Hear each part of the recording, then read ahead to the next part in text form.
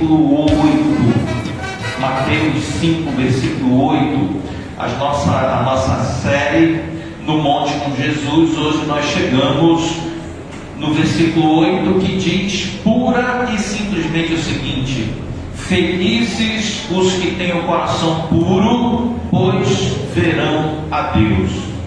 Nós estamos escavando nesse texto, estamos tentando entender melhor e fugir da simplicidade de ficar apenas nas palavras, do texto, entender e procurar entender o que Cristo Jesus está querendo nos dizer, além de simplesmente de que alguém que tem um coração puro verá a Deus. Queremos entender em minúcias o que diz isso. Irmãos, quando a gente fala de coração puro, a gente se depara aí com um monte de coisa, Acho interessante que esse arquétipo do coração puro, ele sempre está presente na cultura pop. Você vira e mexe algum filme, você encontra aí uma citação, algum personagem aparece aqui, quem tem o coração puro vai enfrentar o mal e vai vencer lá e tal. Nós vemos isso nos desenhos, nos animes e nas outras mídias que a gente conhece. A mítica de alguém com o coração puro, destinado a uma função incrível. Aquela pessoa que tem um coração puro entra lá na história e de repente ela faz algo, ela exerce uma ação ali que muda o rumo da história. E às vezes a gente até fica esperando por isso, no filme. Eu estava tentando me lembrar de algum filme que tinha esse arquétipo, acabei passando batido. Bom que acabei não me lembrando. Mas essa coisa do coração puro, ela é louvada pela nossa cultura. Mas ao mesmo tempo, irmãos, ela parece ser esnobada. Brigadão, Gomes Pelago.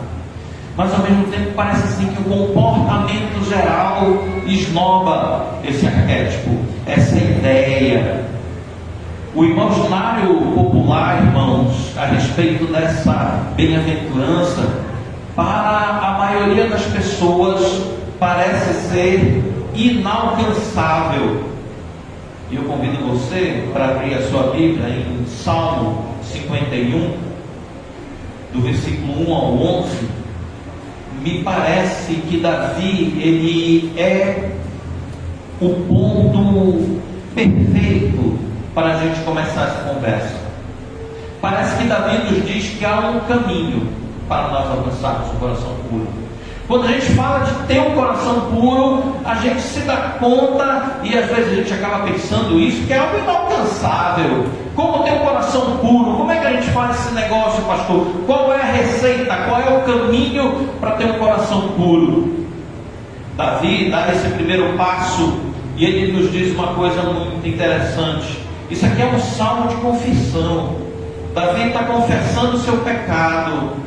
E Davi diz o seguinte no Salmo 51, do versículo 1 até o 11, diz o seguinte: tem misericórdia de mim, ó Deus, por causa do teu amor, por causa da tua grande compaixão, apaga as manchas de minha rebeldia, lava-me de toda a minha culpa, purifica-me do meu pecado, pois reconheço minha rebeldia, meu pecado me persegue todo o tempo.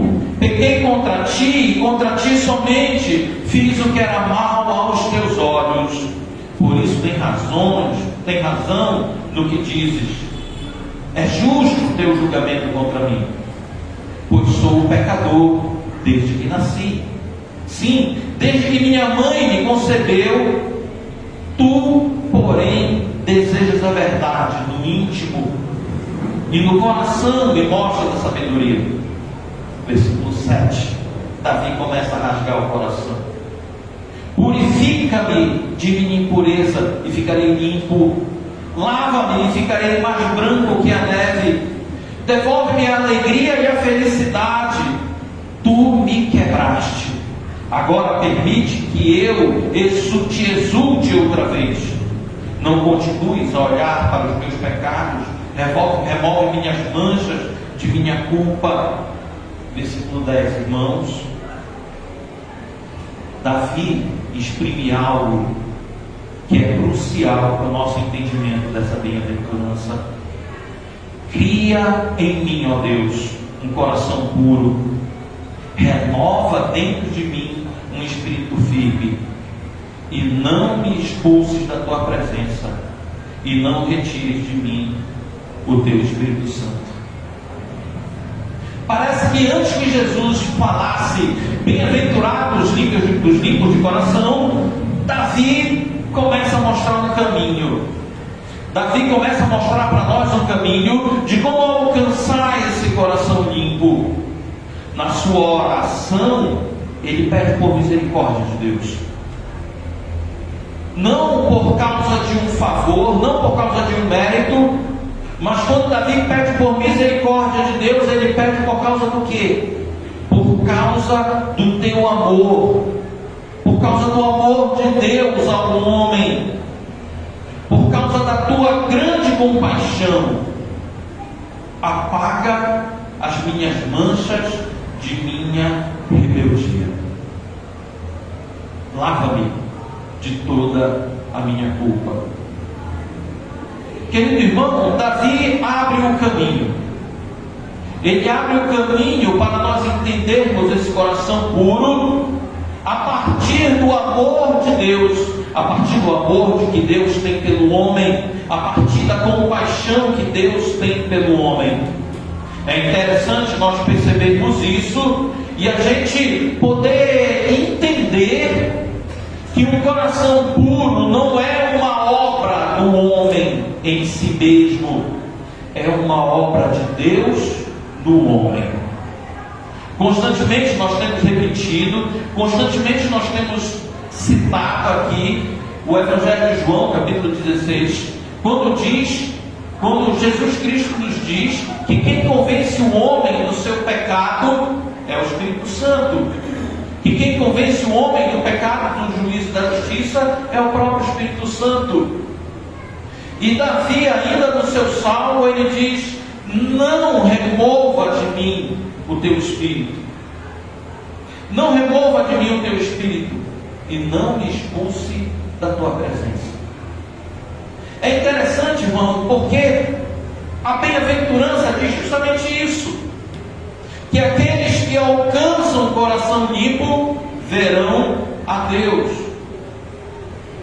Parece que Davi constrói uma catedral e nos convida a entrar junto com ele nessa catedral, para que a gente possa compreender o que é realmente ter um coração puro. Irmãos, nós temos aqui algo que a gente pode dividir em duas coisas. Primeiro, os que têm um coração puro, e segundo, eles verão a Deus. Qual é a primeira coisa que nós aprendemos muito bem nessa bem-aventurança? A primeira coisa que nós podemos observar é que Jesus está preocupado com o nosso coração. Não basta para Jesus que nós limpemos apenas os nossos atos pelo lado de fora. Jesus Cristo, ele fala de um coração limpo. Irmão, a gente precisa admitir isso. Comportamento a gente replica, a gente repete comportamento à la vontade. É ou não é verdade? Eu lembro quando eu estava no exército,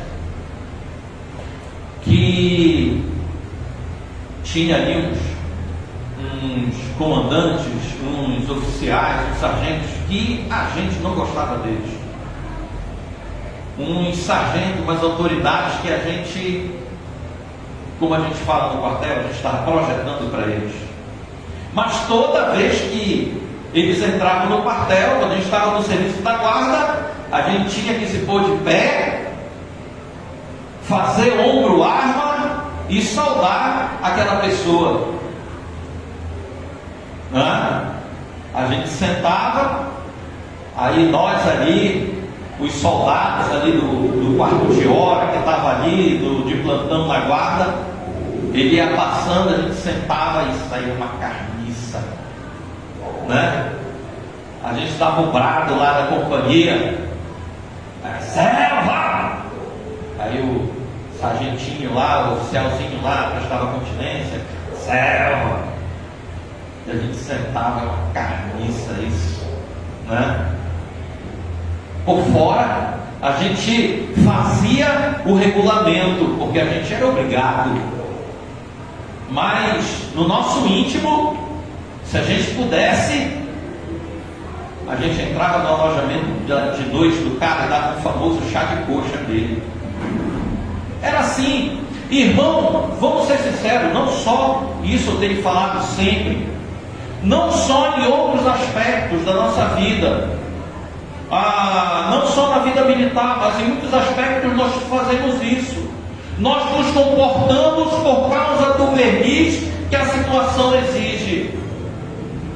A gente assume a capa, a gente assume o comportamento que a determinada situação nos impõe. E Jesus, ele fala de algo que está dentro. Afinal de contas, a gente conhece realmente o que um sorriso amarelo esconde? Nós conseguimos entrar na mente da outra pessoa e pensar o que ela pensa e descobrir o que ela pensa a respeito de nós? Palavras carinhosas podem exprimir aos nossos olhos um carinho, mas às vezes nós não sabemos o que está lá dentro realmente desses corações que muitas vezes nos elogiam, muitas vezes falam coisas que nos enchem de amor e ternura por determinada pessoa, mas o que está lá dentro mesmo a gente não sabe. É ou não é verdade? Eu tenho uma coisa para dizer para você. Apesar de nós não termos esse raio-x da alma, eu digo para você que Deus conhece cada um dos corações. E Jesus, ele fala do coração, do que está dentro, de algo que ninguém vê, só Deus e você mesmo. Você sabe o que está dentro do seu coração. É ou não é verdade? Você sabe o que você pensa a respeito de cada uma das pessoas que vivem junto com você, seja em casa, seja no trabalho, seja nas outras atividades que você desempenha. Abra sua Bíblia para Mateus capítulo 23, a partir do versículo 25. Mateus capítulo 23, a partir do versículo 25.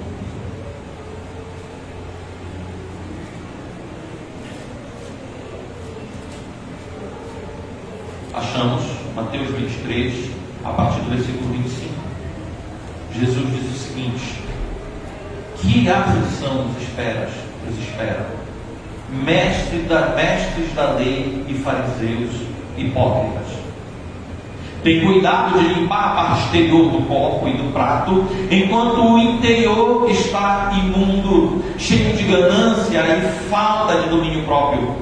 Fariseus cegos lavam primeiro o interior do copo e do prato, e o exterior também. Fariseus cegos, lavem primeiro o interior do copo e do prato, e o exterior também ficará limpo. Que aflição espera os mestres da lei e fariseus hipócritas? São como túmulos pintados de branco, bonitos por fora, mas cheios de ossos e de toda espécie de impureza por dentro. Por fora parecem justos, mas por dentro seu coração está cheio de hipocrisia e maldade. Que aflição esperam mestres da lei e fariseus hipócritas? Constroem túmulos para os profetas, enfeitam os monumentos dos justos e depois dizem: se tivéssemos vivido no tempo de nossos antepassados, não teriam praticado com eles, não teriam participado com eles do derramamento de sangue dos profetas. Ao dizer isso, também testemunham contra si mesmo que são de fato descendentes dos que assassinaram os profetas. Vão e terminem o que seus antepassados começaram. Serpentes, raça de víboras, como escaparão do julgamento do inferno?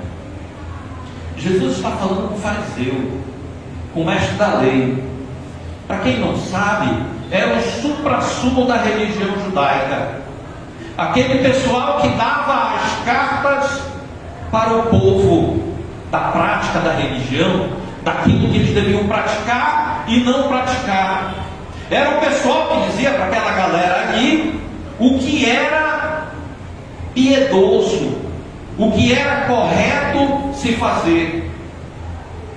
Mas Jesus, com o seu raio-x, Jesus com o seu olho, que consegue ver o que está dentro do coração, olha para aqueles homens, por trás de todo aquele verniz de piedade, por trás de toda aquela pompa da religião, por trás de toda aquela aparência bela de amor a Deus, escondiam corações semelhantes a sepulturas. Eu já contei para os irmãos do passeio de índio que eu e a Marcelene e a Letícia fizemos há algum tempo atrás, visitando o cemitério da Soledade. Passeio legal, é legal em cemitério, aquele cemitério pelo menos. Eu recomendo aos irmãos. As obras de arte contidas ali são realmente coisas assim incríveis de se ver. O cuidado que as pessoas tinham, os dizeres colocados ali, as palavras afetuosas aos entes queridos. E queridos irmãos, debaixo de toda a beleza daqueles mausoléus, apenas ossos secos pelo tempo. Tanta beleza para guardar a mortandade. E nós sabemos disso. Dos nossos entes queridos, nós queremos dar a eles as melhores, como se diz, homenagens, né? Mas, meus irmãos, esses homens aqui que Jesus está condenando, era gente que aparentava uma religião, que aparentava um comportamento que era totalmente externo e não estava dentro do seu coração. Por isso que ele começa condenando esse pessoal, dizendo: olha, vocês lavam o exterior do copo e não lavam o interior do copo. Você já imaginou isso? Você vai lá no armário, pega um copo que está lá, uma caneca, aquela sua caneca preferida, aquela sua caneca lá do Darth Vader, ou do, sei lá, do Bob Esponja, seja lá qual for o personagem que você gosta. Aí você pega a sua caneca lá e vai tomar o café, e quando você vai colocar o café, você percebe que a caneca está suja. Você olha por fora, ela está limpa, mas dentro ela está suja. Quem é que lava uma caneca assim? Geralmente em casa sou eu que lavo a louça, e quando eu vou lavar o copo, a primeira coisa que vai é a esponja dentro do copo e lava bem, depois vai por fora. Jesus condena esses homens porque a atitude hipócrita deles era simplesmente se preocupar com a aparência e não com o conteúdo que está lá dentro. Jesus coloca essa questão de forma nevrálgica para que eu e você possamos olhar para nós, olhar para dentro de nós. Nossa religião não pode ser uma capa, meu irmão, que nós vamos replicar um comportamento sem que ele flua do nosso coração. Você pode praticar a melhor religião, Mas se ela não flui do seu coração, é apenas uma hipocrisia, um comportamento artificial. Vocês já viram aqueles vídeos dos macaquinhos andando de bicicleta? O macaquinho andando de moto? Já viram esses videozinhos lá da Índia? Os caras fazendo aquelas apresentações lá com os macaquinhos lá, andando de moto, macaquinho com uma jaqueta jeans, uma calça jeans, e o cara põe o macaquinho em cima de uma motinha, e a motinha ficava andando em círculo, igual a um ser humano. Você vê os cachorros lá andando de patinete, parece uma criança, mas é simplesmente um cachorro e um macaco replicando o comportamento que foi ensinado.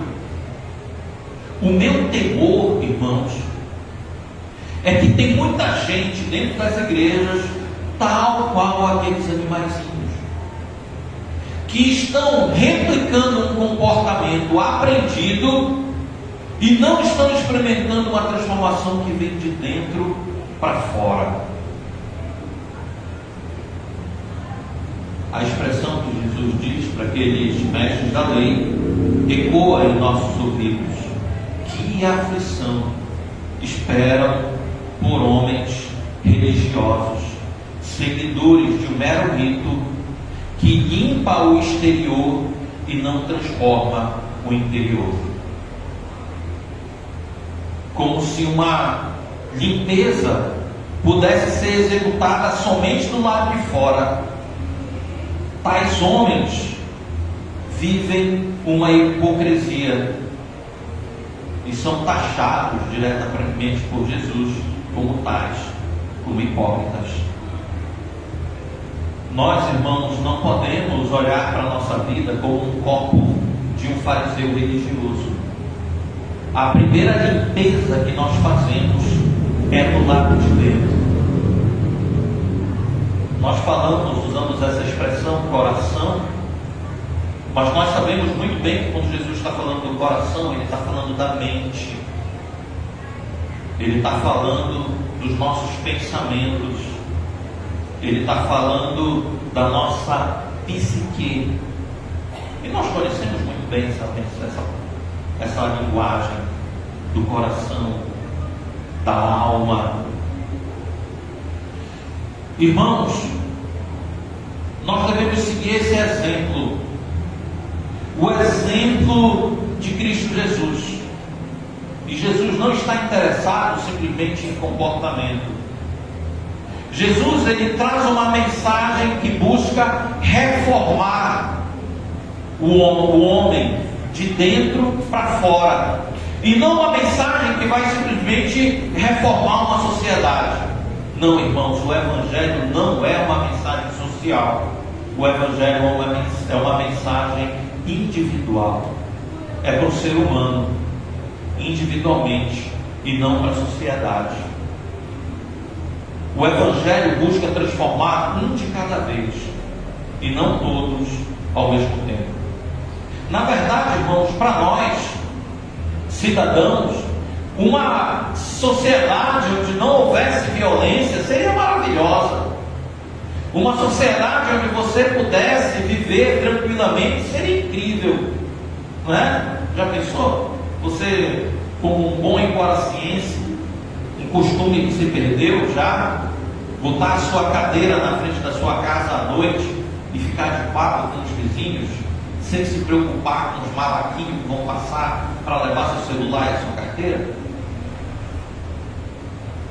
Por isso que muita gente se tranca nos condomínios da vida, nos prédios e tudo mais, para fugir disso. Eu me arrisco a dizer, irmãos, que pouco importa para Jesus a violência. O que importa é o coração transformado, porque um coração transformado não se entrega nem pratica a violência. E eu fico surtado, irmãos, eu fico tentando entender as coisas, de você abrir a sua internet, ir para as páginas de notícia e encontrar a notícia que no Rio de Janeiro existem traficantes crentes, traficante gospel. Que coisa mais horrenda! Isso não existe. É uma ofensa. Alguém que experimentou a transformação do Evangelho, que teve o seu coração transformado, que está experimentando um novo coração, ele não pratica o mal contra o seu semelhante. O desejo de Jesus, irmãos, é que a sociedade seja transformada de dentro para fora, um de cada vez. Se fosse todos ao mesmo tempo, bom seria. Mas o Evangelho é uma mensagem para transformar o seu coração individualmente.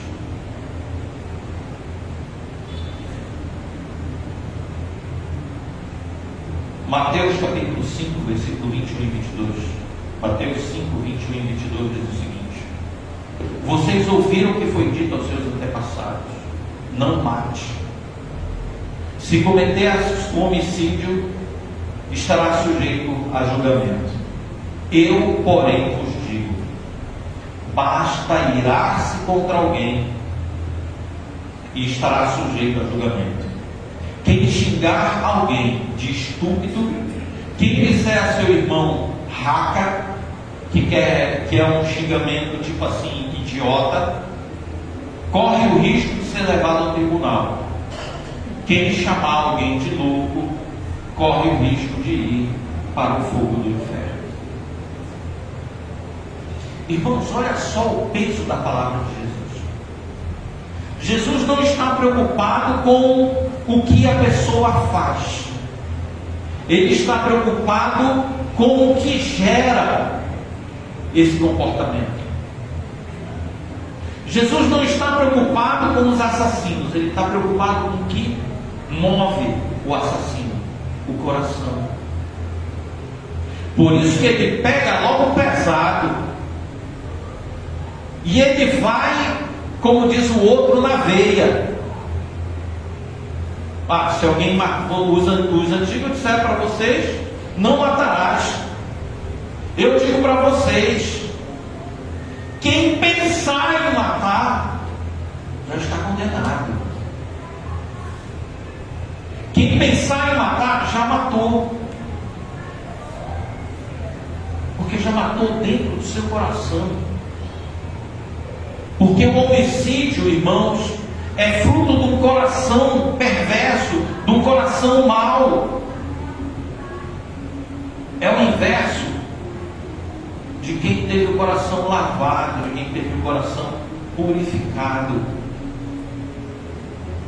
Estes sentimentos, irmãos, são frutos da nossa humanidade. A gente é assim. Nós somos assim, desse jeito. E eu fico surpreso que algumas pessoas dizem: só Deus pode me julgar. Você está me julgando? Só Deus pode me julgar. Eu lembro da fala do Paul Washer, que ele diz o seguinte: algumas pessoas dizem: somente Deus pode me julgar. Eu lhes pergunto: isso não te dá medo? Não dá medo numa pessoa quando ela diz: somente Deus pode me julgar? Porque as Escrituras Sagradas dizem que Deus é o justo juiz. E eu nunca vi um juiz justo passar a mão na cabeça de um condenado. A menos que, tal qual Davi, no Salmo 24, no Salmo 51, que começamos lendo, ele começa se derramando na frente de Deus, confessando o seu pecado e confessando a sua maldade.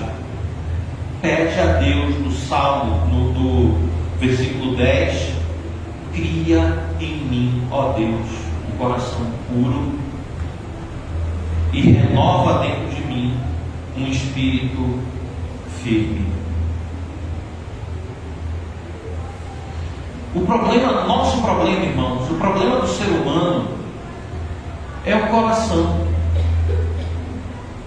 É o nosso coração, que ele é enganoso. Então esse coração natural, ele precisa ser trocado. Por isso que Davi exprime isso: cria em mim um coração puro e renova esse espírito firme, esse espírito reto. O nosso problema é o nosso coração. Tanto que as Escrituras Sagradas nos aconselham a não seguir o nosso coração. Se você um dia for pedir conselho a alguém, e essa pessoa lhe disser, siga seu coração, procure uma segunda opinião.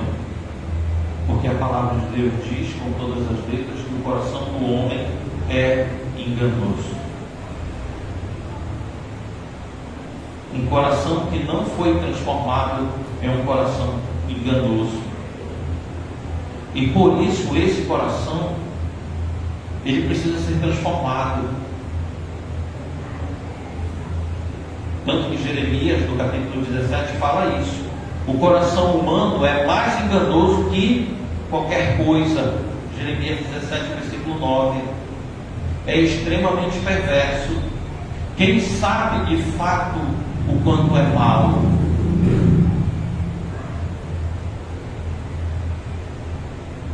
E muitas vezes a gente pensa, irmãos, que a contaminação do homem é externa, que o que faz mal para nós vem de fora. Mas na verdade, o que causa os problemas é o que está dentro. Você pode ter o melhor carro, mas se tiver um problema no seu motor, no seu carro, ele vai dar problema. Você pode colocar um combustível ruim no seu carro, mas se a mecânica estiver em dia, ele vai aguentar o tranco. Agora, se o motor estiver ruim, experimenta colocar um combustível ruim, você nem sai do lugar.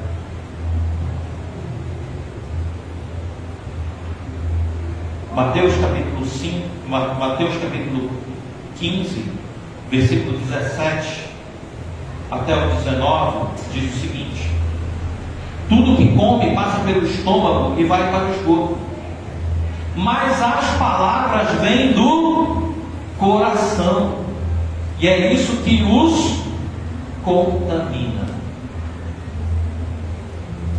E é isso que os contamina.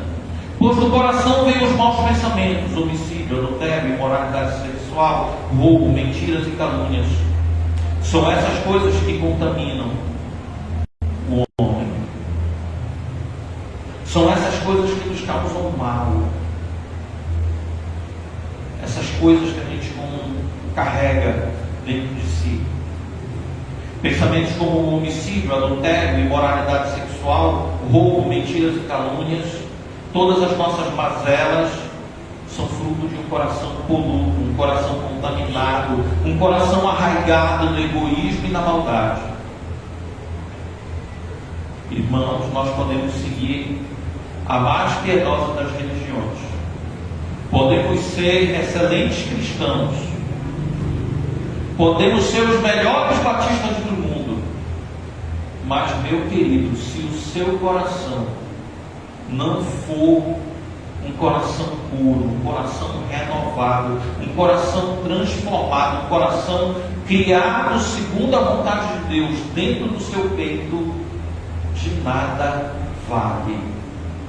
Nós vamos estar somente replicando um comportamento, seguindo uma religião, reprimindo a maldade constantemente, nos enganando, sem experimentar o verdadeiro novo nascimento que gera um coração puro.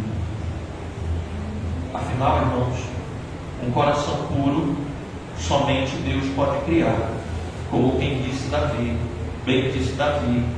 Cria em mim, ó Deus, um coração puro. Irmãos, um coração puro ele não pode ser escondido. Ele é visível, pois ele gera frutos. Como se diz, pelos frutos nós conhecemos a árvore. Você tem uma bela árvore na sua casa, mas você já teve essa experiência? Tem uma árvore bonita em sua casa, mas ela não dá um fruto bom. Você tem uma goiabeira na sua casa e a sua goiaba, que ela dá, todo tempo é uma goiaba com broca. Vocês já viram isso? Uma goiaba sem graça, uma goiaba sem gosto. Eu era moleque, no quintal de casa tinha uma goiabeira, mas a goiaba gostosa era dos vizinhos, né? A gente ia de galho em galho dos vizinhos roubando goiaba, ameixa e tudo mais. E uma vez um vizinho plantou uma goiabeira lá e deu umas goiabas bonitas. A gente ficava lá no cercado de casa olhando para a goiaba, uns goiabão assim grandes, e um bando de moleques desejando aquelas goiabas. Um dia o vizinho marcou touca, ele saiu e a gente prontamente pulou o muro, subiu na goiabeira lá do vizinho lá. Rapidamente cada um pegou uma goiaba e depois correu para a casinha lá que tinha no quintal de casa para comer aquelas goiabas que a gente estava desejando tanto. Pensa numa goiaba sem graça, não tinha gosto de nada.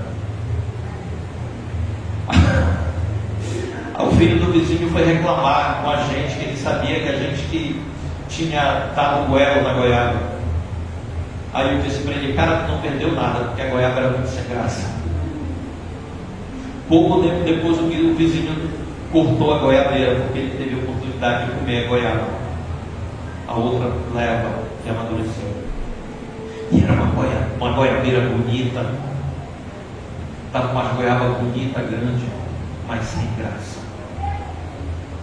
Um coração puro, ele produz um fruto agradável. Um coração contaminado, ele produz um fruto que não agrada, um fruto ruim. Por isso, irmão, o coração é crucial para Jesus. O que somos nos recantos profundos e mais privados do nosso ser, é com isso que Jesus está mais preocupado, é com isso que Jesus está se importando, com o nosso coração, pois é o nosso coração que produz o nosso comportamento, nossas ações. Afinal, a boca fala do que o coração está cheio.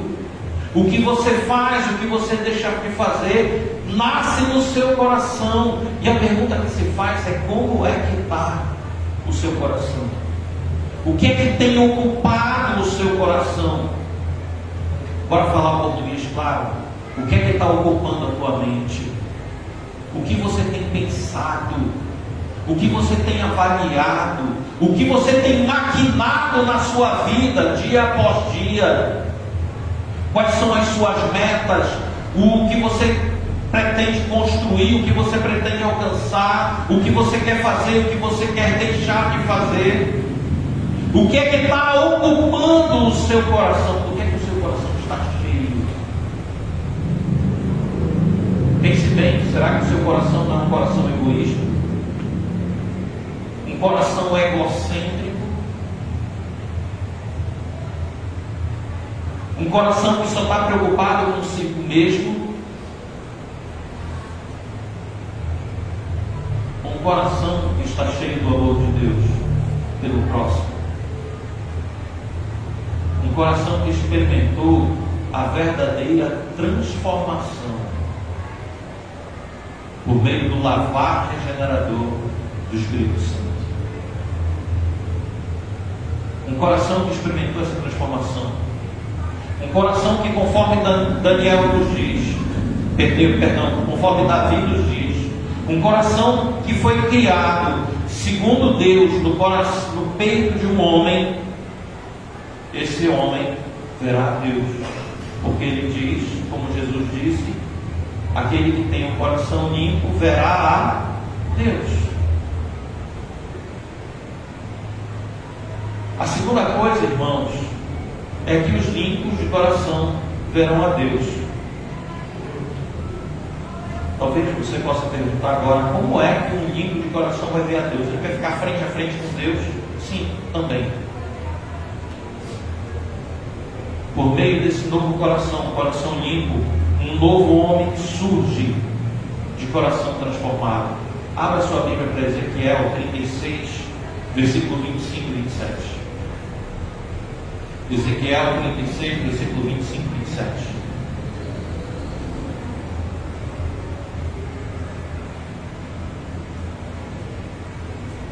Amém? Achamos? Ezequiel 36, 25 e 27 diz o seguinte: então, isso é Deus falando, então aspargirei água sobre vocês. Aspargir água é jogar água, é lavar. Então aspargirei sobre vocês água pura e ficarão limpos. Eu os purificarei de sua impureza, de sua adoração a ídolos. Eu lhes darei um novo coração e colocarei em vocês um novo espírito. Removerei seu coração de pedra e lhes darei um coração de carne. Porém dentre vocês o meu espírito, para que sigam os meus decretos e tenham cuidado de obedecer aos meus estatutos. Novamente, Ezequiel está falando de uma transformação de coração. Alguém que teve o coração transformado verá a Deus, obedecendo os seus estatutos, obedecendo os seus juízos. E no Salmo 24, versículo 3 e 6, de 3 a 6, diz o seguinte: Salmo 24, versículo 3 até o 6 diz o seguinte: quem pode subir o monte do Senhor? Quem pode permanecer em seu santo lugar? Somente os que têm as mãos puras e o coração limpo, que não se entregaram aos ídolos e não juraram em falso. Eles receberão a bênção do Senhor e a justiça do Deus de sua salvação. São esses os que te buscam e adorarão em tua presença, ó Deus de Jacó. Pode parecer estranho, irmãos, mas eu devo dizer para você uma coisa: esse ver a Deus não é só para o futuro, é para agora também. Irmãos, pense um negócio aí comigo rapidinho.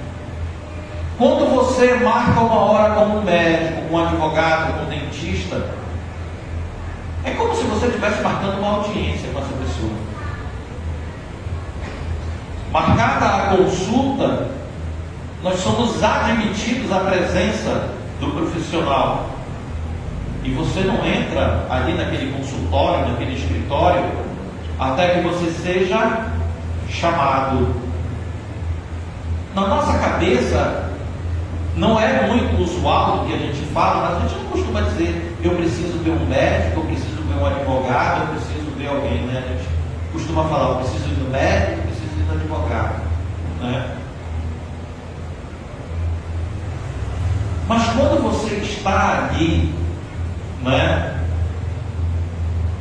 diante daquela pessoa, naquela audiência, entre aspas, você só entra quando você é chamado. Com o nosso Deus é bem diferente. Quando Jesus fala que os limpos de coração verão a Deus, é tanto para agora, para esse momento, como para o futuro. Quantas vezes nós experimentamos a presença de Deus? Quantas vezes, irmãos, no momento de oração, você sente Deus falar com você? Quantas vezes no momento, irmão, de estudo da palavra, você abre a Bíblia e sente que naquelas letras Deus está falando com você.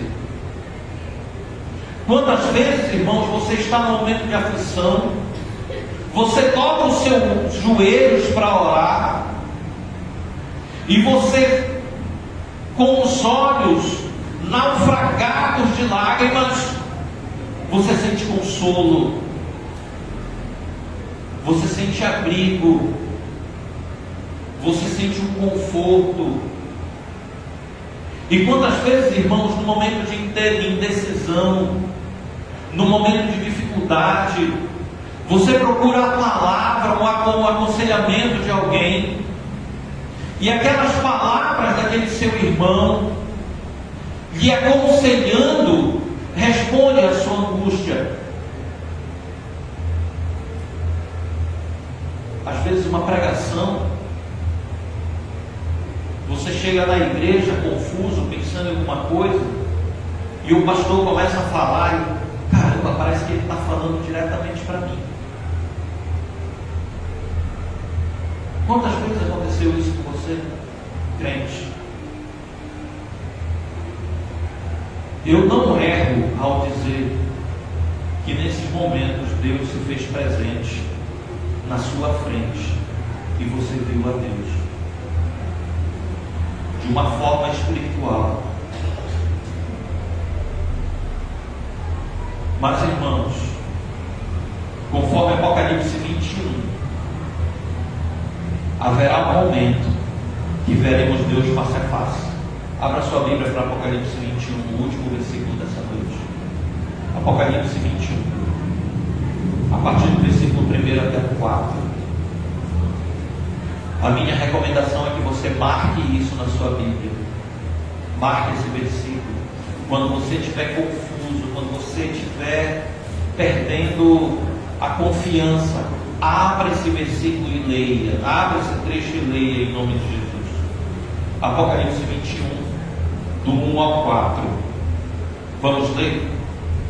Então vi um novo céu e uma nova terra, pois o primeiro céu e a primeira terra já não existem, e o mar também não mais existia. E vi a cidade santa, a Nova Jerusalém, que descia do céu, da parte de Deus, como uma noiva belamente vestida para seu marido. Vi uma forte voz que vinha do trono e dizia: vejam o tabernáculo de Deus, está no meio do seu povo, Deus habitará com eles, e eles serão seu povo, o próprio Deus estará com eles, e Ele lhes enxugará dos olhos toda lágrima, e não haverá mais morte, nem tristeza, nem choro, nem dor. Todas as coisas passaram para sempre. Esse momento que nós estamos esperando, o momento onde Deus pessoalmente virá habitar com o seu povo. Irmão, talvez nesse momento nós não percebamos, mas conseguimos vislumbrar, experimentar a presença de Deus. Você pode ver isso por meio da natureza, obra das mãos do Senhor. Nos momentos especiais de oração, nos momentos com Deus, você simplesmente experimenta esse vislumbre. Mas chegará o dia onde o veremos face a face. Esse momento vai chegar, e é por isso que nós estamos esperando, em nome de Jesus. Amém? Senhor meu Deus, nós te agradecemos, meu Pai, porque experimentamos, meu Pai, de Ti o novo nascimento. Experimentamos de Ti, Senhor, um novo coração. E eu te peço, Senhor, não nos permita, meu Pai, que nós fiquemos nos enganando, Senhor, numa religião falsa, num comportamento simplesmente assimilado, repetido, meu Pai. Mas nos ajuda, Senhor, com a Tua força, com o Teu poder, para que a nossa fé para que o nosso novo coração, o nosso coração puro, não seja simplesmente uma teoria, fruto da nossa imaginação, mas seja algo concreto, meu Pai, que as pessoas ao nosso redor possam ver, possam experimentar junto conosco esse novo coração. Eu te peço, Jesus, que nós não venhamos, meu Pai, a ser meros religiosos, teóricos de um simples livro, mas que possamos ser verdadeiramente praticantes da Tua palavra, meu Pai. Não em teoria, mas em prática, é o que nós pedimos.